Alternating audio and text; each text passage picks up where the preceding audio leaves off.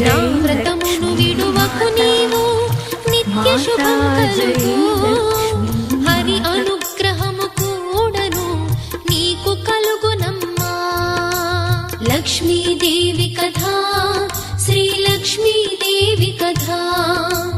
లక్ష్మీదేవి కథా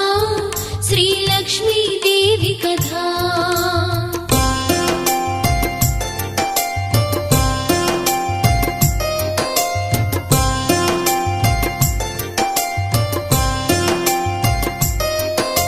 మహాలక్ష్మి చెప్పిన విధిగా